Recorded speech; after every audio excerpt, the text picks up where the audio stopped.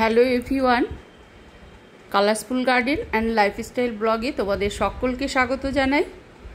চলো বন্ধুরা, আজকে তোমাদের সঙ্গে যে রেসিপিটা শেয়ার করব তোমরা সাধারণত সেটা করে থাকো, তবে আমি কিভাবে করছি সেটাই মূলত তোমাদের সঙ্গে আমি খুব সাধারণভাবে এবং সহজ পদ্ধতিতে সেটা শেয়ার করছি। চলো, আজকে আমি তোমাদের সঙ্গে যে রেসিপিটা শেয়ার করব সেটা হচ্ছে চিংড়ি মাছের একটা প্রিপারেশান, আলু পটল দিয়ে একটা রসা, যেটা ভাত, গরম গরম ভাত এবং রুটি দুর্দান্ত লাগে খেতে। তো সে কারণেই দেখো আমি এখানে ফ্রাইং প্যান নিয়ে নিয়েছি এবং কাঁচা লঙ্কা, কালো জিরে নিয়েছি, কারণ রান্নাটি হবে কাঁচা লঙ্কা এবং কালো জিরে ফোড়নে চিংড়ি মাছের রসা। তো দেখো এবার ফোড়নটা আমি কিন্তু একটু লাল করতে দিয়েছি। তো যেহেতু তেলটা একটু ছিট করছে, আমি এখানে দিয়ে দিলাম হলুদ গুঁড়ো এবং অল্প একটু পরিমাণে লবণ। ভালো করে মিশিয়ে নিলাম তেলের সঙ্গে, যাতে আর কি না ছিটকোয় আর কি। দেখো আমি ভালো করে কিন্তু তেলটা একটু গড়িয়ে দিচ্ছি ফ্রাইং প্যানে।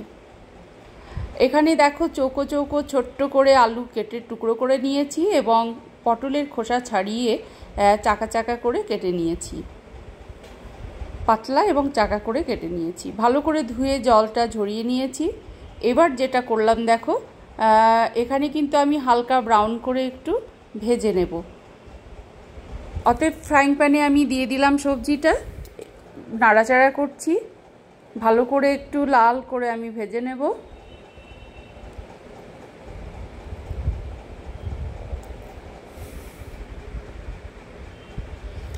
দেখো এখানে প্রায় একটু হালকা ব্রাউন অলরেডি হয়ে গেছে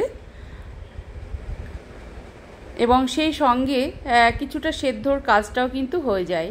আমি আলু এবং পটলটা মানে চারপাশে একটু সরিয়ে দিয়ে মাছটা একটু ফাঁকা করে নিলাম। দেখো জাস্ট চারপাশে একটু সরিয়ে দিয়ে মাঝখানটা একটু ফাঁকা করে নিলাম, কেননা এখানে আমি দিয়ে দিচ্ছি চিংড়ি মাছটা। চিংড়ি মাছটা আলাদা করে ভাজার দরকার নেই, যেহেতু এখানে তেলের পরিমাণটা একটু বেশি আছে এবং এক্সেস যে তেলটা আছে সেই তেলেই কিন্তু চিংড়ি মাছটা একটু ফ্রাই হয়ে যাবে। তো চিংড়ি মাছটাও স্বভাবতই আমি হালকা ব্রাউন করে একটু ভেজে নেব, একই রকমভাবে আর কি। জাস্ট এপিট উপিট করে একটু উল্টিয়ে দিচ্ছি, পাল্টিয়ে দিচ্ছি।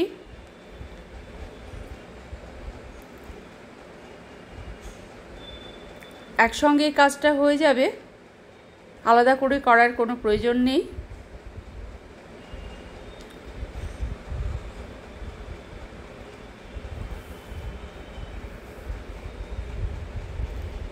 এবং সাবধানে একটু নাড়াচাড়া করতে হবে। দেখো অলরেডি কিন্তু এখানে চিংড়ি মাছটা লাল হয়ে ভাজা হয়ে গেছে। এবার সমস্ত সবজির সঙ্গে কিন্তু মিশিয়ে দিলাম, অর্থাৎ চিংড়ি মাছ, আলু, পটল ভালো করে মিশিয়ে নিলাম। এবং দেখো এই যে বেটে রাখা যে আমার গ্রাইন্ড করা যে মশলাটা আছে সেটা কিন্তু অলরেডি দিয়ে দিয়েছি।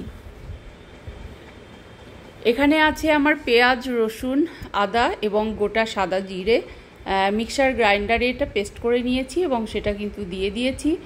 ভালো করে নাড়াচাড়া করছি যাতে মশলার সঙ্গে ভালোভাবে মিশে যায়। মিনিট পাঁচেক এখানে ভালো করে কষিয়ে নেব, খুব ভালো করে 5 মিনিট কিন্তু একদম জলটা শুকনো করে খুব সুন্দর করে কিন্তু এখানে কষিয়ে নিলাম। এবার দেখো অল্প একটু জল, এই যে জারটা ধোবার পরে যেটুকু জল সামান্য একটু দিয়ে দিলাম, যাতে কষানোর কাজটা খুব ভালো হয় এবং সেই সঙ্গে সঙ্গে কিন্তু জাস্ট একটু সেদ্ধর কাজটাও হয়ে যায়। এখানে দেখো অলরেডি কষানোর কাজটা কিন্তু চলছে, আবারও ভালো করে কষিয়ে নিচ্ছি।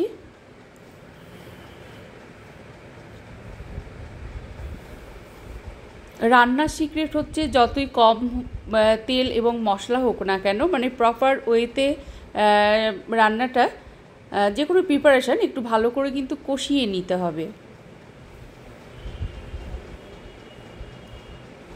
দেখো ভালো করে উল্টে পাল্টে ভালো করে একটু সময় নিয়ে হাতে কষিয়ে নেওয়া হচ্ছে। অনেক রান্না আছে খুব তাড়াহুড়ো করলে একদমই ভালো হয় না। লো টু মিডিয়াম ফ্লেমটা দিয়ে ভালো করে কিন্তু কষানোর কাজটা করে নিচ্ছি।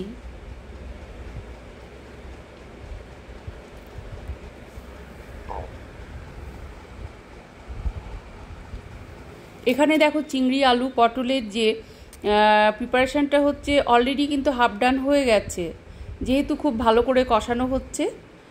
এবার দেখো ফাইনালি যে ঝোল বা গ্রেভি আমরা রাখতে চাই সেই পরিমাণ কিন্তু একটু জলটা কিন্তু দিয়ে দিলাম। অনেকে একটু গ্রেভি বা ঝোল রাখতে পারো, অনেকে একটু শুকনো শুকনো করে নিতে পারো। তবে যেটাই করো না কেন গরম গরম ভাত এবং রুটির সঙ্গে ভীষণ ভীষণ ভালো লাগে খেতে। চিংড়ি মাছের প্রিপারেশান সবই ভালো লাগে, কিন্তু প্রপার যে সবজির সঙ্গে আর কি যাই সেটার সঙ্গে করলে আমার মনে হয় খুব বেটার হয়।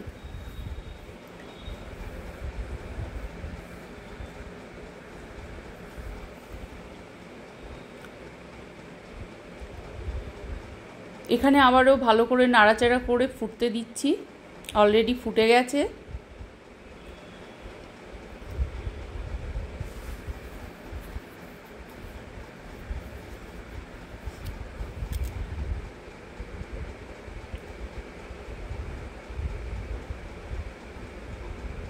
সেদ্ধ হয়ে আছে প্রায়।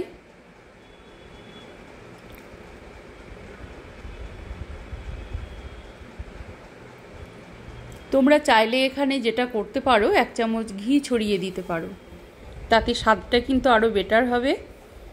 অপশনাল সেটা, আমি কিন্তু এখানে ঘিটা অ্যাড করলাম না।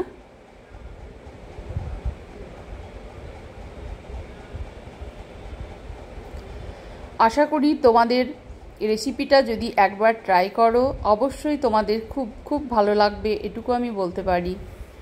দেখো এখানে ফাইনালি এটা কমপ্লিট হয়ে গেছে। আমি স্টপ করে দিয়েছি এবং তোমাদের সঙ্গে ফাইনাল যে লুকটা সেটা শেয়ার করছি। আর তোমাদের মনে রাখতে হবে এখানে কোনো গুঁড়ো লঙ্কা বা বাটা কোনো লাল লঙ্কা নেই, অতএব কালারটা যে দুর্দান্ত আসবে সেটা নয়। এটা কাঁচা লঙ্কা দিয়ে এবং কালো জিরে ফোড়নেই কিন্তু রান্নাটা কমপ্লিট করলাম, এবং হেলদি উপায়ে বলতে পারো। তোমরা আশা করি একবার হলেও ট্রাই করবে।